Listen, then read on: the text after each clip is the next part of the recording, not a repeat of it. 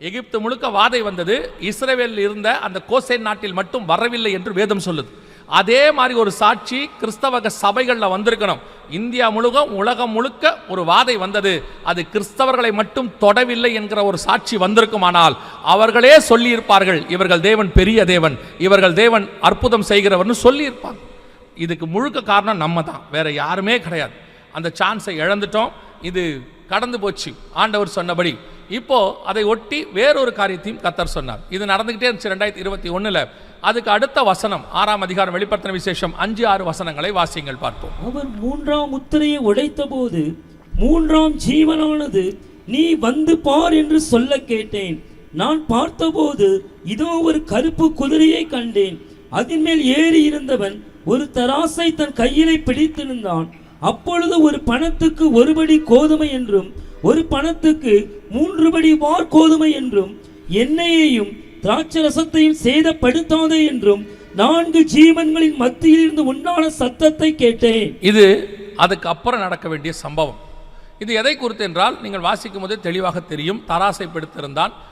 1 பணத்துக்கு 1 படி கோதுமை, 1 பணத்துக்கு 3 படி வார் கோதுமை, எண்ணெயும் திராட்சரசத்தையும் சேதப்படுத்தாது. இது முழுக்க முழுக்க ஒரு உணவு பஞ்சம் அல்லது உணவு குறித்ததான ஒரு காரியம்.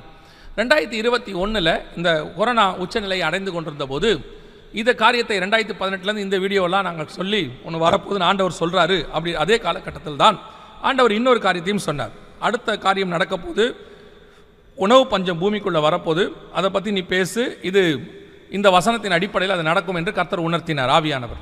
அப்போது 2021 ஏப்ரலில் இருந்து இந்த காரியத்தை குறித்து பேச ஆரம்பித்தோம். உணவு பஞ்சம் வரப்போகுதுன்னு சொல்லி 2021 கடைசியில் அக்டோபர் நவம்பரில் ஐநா சபை சொன்ன விஷயம், மடகஸ்கரில் உணவு பஞ்சம் ஆரம்பித்து விட்டது.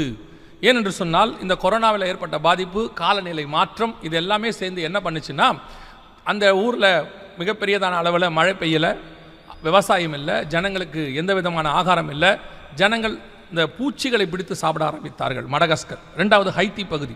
ஹைத்தியில் ஜனங்கள் அதே நிலைமை வந்ததுனால இந்த மாதிரி மண்ணெல்லாம் எடுத்து குழச்சி நல்லா ஜலிச்சு அப்புறம் தண்ணியில் போட்டு குழச்சி எடுத்து அதில் உப்பை போட்டு வெயிலில் காய வச்சு சாப்பிட்ற நிலைமைக்கெல்லாம் வந்துச்சு உலகம். அதெல்லாம் இன்றைக்கும் நீங்கள் ஹைத்தி ஐநாவுடைய வீடியோ இருக்குது, நீங்கள் போய் பாருங்கள். ஹைத்தி மண்ணை சாப்பிட்டது இன்றைக்கும் இருக்குது. அந்த அளவுக்கு மிக மோசமான நிலைமைக்கு ஜனங்கள் போனார்கள். அப்படி உணவு பஞ்சம் ஆரம்பித்தது. அன்றைக்கி 2021 சொல்லி கொண்டிருக்கிறோம், உணவு பஞ்சம் உச்ச நிலையை அடைய போகிறது, உலகளாவிய உணவு பஞ்சம் வரும் என்று சொல்லி. ஆனால் இதை நம்ம ஹைத்தி, மடகஸ்கர் அப்படின்லாம் சொன்னோம்னா அது எங்கேயோ இருக்குது, நமக்கு அது பாதிக்காது. நம்மளை பொறுத்த வரைக்கும் நமக்கு பாதிப்பு வருகிற வரைக்கும் நம்ம அதால் உணரவே மாட்டோம். நம்ம அப்படி ஒன்று நடக்குதுன்னு நம்ம உணரவே மாட்டோம். நடந்தது என்ன? 2022 இலங்கையில் மிகப்பெரியதான உணவு பஞ்சம் வந்தது. இது இலங்கையில் நடந்தது. மிகப்பெரிய உணவு பஞ்சம் வந்தபோது அவர்கள் எல்லோரும் பஞ்சத்தினாலே பாதிக்கப்பட்டார்கள். சாப்பாட்டு பஞ்சம் மிகப்பெரிய அளவில் வந்தது. அதே காலகட்டத்தில் தான் பாகிஸ்தானில் 1 கிலோ கோதுமை 1500 ரூபாய்க்கு விற்க தொடங்கியது. இதெல்லாம் நடந்து மிக மோசமான ஒரு நிலை ஏற்பட்டது. மிகப்பெரிய பஞ்சம் ஆல் ஓவர் த வேர்ல்டு. அதோடு கூட 2021 கடைசியில் ரஷ்யா உக்ரைன் பிரச்சனை ஸ்டார்ட் ஆச்சு.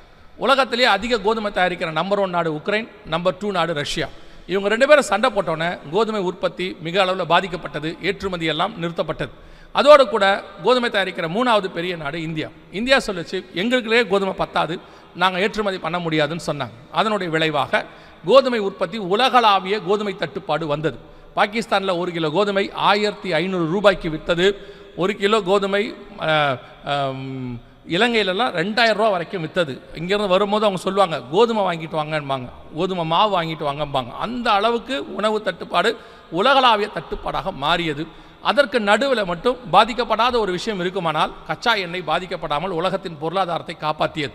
அதில் தான் நீங்கள் வாசிப்பீங்க, எண்ணெயும் திராட்சரசத்தையும் சேதப்படுத்தாதே என்று வேதம் சொன்ன தீர்க்க தரிசனம் துல்லியமாக நிறைவேது. அடுத்த காரியங்கள் இந்த உணவு பஞ்சம் 2022 ஆரம்பித்தது. 21 கடைசியில் 2022 23 உச்சத்துக்கு போயிருச்சு. இப்போவும் பாகிஸ்தான் மிக மோசமான நிலைமை இருக்குது. 2 நாளைக்கு முன்னாடி ஸ்ரீலங்காவில் ஒரு அண்ணனோட பேசிகிட்டு இருந்தேன். அண்ணன் சொன்னாங்க, இன்றைக்கும் அதே நிலைமையில தான் இருக்குது, ஜனங்க பழகிட்டாங்க. நாங்கள் அந்த பஞ்சத்துக்கு ஜனங்க பழகிட்டாங்க, விலைவாசியெல்லாம் அதே நிலைமையில தான் இருக்குது. சமீபத்தில் கூட ஒரு தக்காளி விலை 1000 ரூபாய் என்னமோ சொன்னாங்க 1 கிலோ. அந்த அளவுக்கு போயிட்டு இருக்குதாமா, அங்கே வாங்க முடியாத இடங்களுக்கு போயிட்டு இருக்குது. உணவு பஞ்சத்தினுடைய உச்சம் உலகளாவிய. இதை நான் மட்டும் சொல்லலை, ஐநா சபை வரைக்கும் அனௌன்ஸ் பண்ணியிருக்கிறாங்க. உலகத்திலேயே மிகப்பெரியதான பொருளாதார நிபுணர்கள் இவங்களும் சொல்கிறாங்க, இப்போ நாம் ரொம்ப மோசமான இடத்தை கிராஸ் பண்ணுறோன்னு சொல்லி ஜேபி மார்கன் இப்படிப்பட்ட ஆட்களெல்லாம் சொல்கிறாங்க, இது ரொம்ப மோசமான இடத்துக்கு நாம் போகிறோன்னு சொல்லி.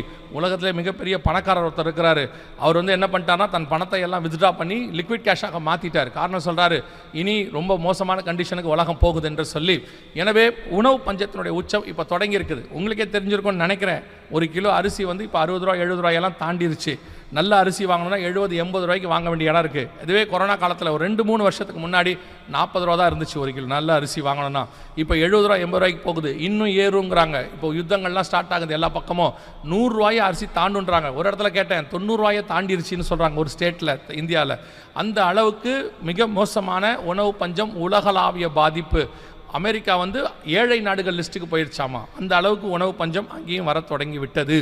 வேதம் சொன்னபடியே 6ஆம் அதிகாரம் 5-6 வசனம், இயேசு சொன்ன மத்திய 24 வருகைக்கான அடையாளங்களில் பஞ்சமும் இருக்கிறது. அந்த பஞ்சங்களும் உணவு பஞ்சமும் வரும். அதுதான் அங்கே 6ஆம் அதிகாரம் 5-6 வசனங்களில் சொல்லப்பட்டது. இன்னைக்கு பிரதானமாக நான் உங்களுக்கு சொல்லிவிட்டு ஜெபிக்க விரும்பின ஒரு காரியம் என்னவென்று சொன்னால், இந்த உணவு பஞ்சம் இப்போ போயிட்டு இருக்கு. 6ஆம் அதிகாரம் 5-6 வசனம் தான் இப்போ நடந்துக்கிட்டே இருக்கு உலகளாவே. என்ன ஒரு பெரிய ஆச்சரியம் கேட்டிங்கன்னா, உங்களையும் என்னையும் கர்த்தர் அவைகளுக்கு நடுவில் ஆசீர்வச்சிருக்கிறார். எவ்வளோ உணவு பஞ்சம் உச்சத்துக்கு விலை போனாலும் வாங்குற அளவுக்கு கர்த்தர் கரங்களை பலப்படுத்துகிறார். தேவ பிள்ளைகளுக்கு கர்த்தர் அதை கொடுக்கிறார். அதாவது அவரை நோக்கி பார்த்தவர்கள் வெட்கப்பட்டு போனதே இல்லை. என்னதான் இஸ்ரவேல் முழுக்க பஞ்சம் வந்தாலும் எலியா இருக்கிற வீட்டுக்குள் பஞ்சம் வராது என்று சொல்லி பார்க்கிறோம். அந்த வீட்டுக்குள்ள மாவும் எண்ணெயும் குறைவுபடாது. அதே மாதிரி தான் இன்னைக்கு தேவ பிள்ளைகள் வீட்டில், தேவன் இருக்கிற வீட்டில் இன்னைக்கும் கர்த்தர் அவர்களை போஷிக்க வல்லமை உள்ளவராக இருக்கிறார். அவர்கள் வீடுகளிலே மாவும் எண்ணெயும் குறைவுபடாமல் இருக்கிறது. அதனால் இப்போ நமக்கு என்ன பிரச்சனைனா, இப்படி நடக்கிற காரியங்கள் எதுவுமே நமக்கு பெருசாக எடுக்கிறதில்ல. இப்படிலாம் நடந்துட்டு இருக்குது உலகளாவிய. அவைகளுக்கு நடுவில் தான் கர்த்தர் நம்மளை காப்பாற்றி இருக்கிறாரு அப்படிங்கிற உணர்வு நமக்கு இல்லை. அந்த உணர்வு வேணும். ஏன்னா அந்த உணர்வு தான் அடுத்து வரக்கூடிய வாதைகளில் கூட உங்களை என்னையும் கர்த்தரை நோக்கி பார்க்க வைக்கும். இப்போ நிறைய பேர் என்ன நினைக்கிறாங்கன்னா, ஏதோ வியாபாரம் ஆசீர்வதிக்கப்படுது, கர்த்தர் கொடுத்துருக்கிறாரு, எத்தனையோ பேர் கஷ்டப்படுறாங்க, ஆனாலும் கர்த்தர் எனக்கு கொடுத்துருக்கிறாருன்ட்டு அந்த வியாபாரத்தில் தான் கான்சன்ட்ரேட் பண்ணுறாங்களே ஒழிய கர்த்தர் கொடுத்தாருங்கிறதுல கான்சன்ட்ரேட் பண்ணுறதில்ல. இப்போ அதான் இங்கே பிரச்சனை. இப்போது உணவு பஞ்சம் இன்னும் உச்ச நிலைமைக்கு போகும். பல இடங்களில் நீங்கள் காசால பிள்ளைகளை போய் பாருங்கள், பார்க்கவே கஷ்டமாக இருக்குது. 5000த்துக்கும் மேற்பட்ட பிள்ளைகள் சாகிற நிலைமையில் இருக்குதான். ஆகாரமே இல்லை, சுத்தமாக இல்லையாமா. இது உலகளாவிய பஞ்சம். அது மனுஷனால் ஏற்படுத்தப்படுதா அல்லது இயற்கையினால் வருதாலாம் ரெண்டாவது. ஆனால் பஞ்சம் உலகளாவிய இடங்களுக்கு போய்விட்டது. சூடானலாம் ஒரு நாளைக்கு ஒருவேளை ஆகாரம் தான் சாப்பிடப்படுகிறது. பல இடங்களில் ஹோட்டல்ஸில் சாப்பாட்டு அளவெல்லாம் குறைச்சிட்டாங்களாமா. ஏன்னா அவங்களால கட்டுப்படி ஆகலைன்னு சொல்லிட்டு குறைச்சிட்டாங்க. சில இடங்களில் சாப்பாட்டு விலையை டபுள் மடங்காக மாற்றிட்டாங்க. எங்கேயுமே கட்டுப்படி ஆகலைன்னு சொல்கிறாங்க. அந்த அளவுக்கு உணவு பஞ்சத்தினுடைய காரியங்களை நாம் போய்கொண்டே இருக்கிறோம். ஆனால் இன்றைக்கி நம்ம பார்க்க விரும்புகிற மிக முக்கியமான விஷயம், இது வரைக்கும் ஒரு காரியம் நடந்ததை பார்த்தோம், ஒன்று நடந்து கொண்டு இருக்கிறது இப்பொழுது, அதை பார்த்திருக்கிறோம்.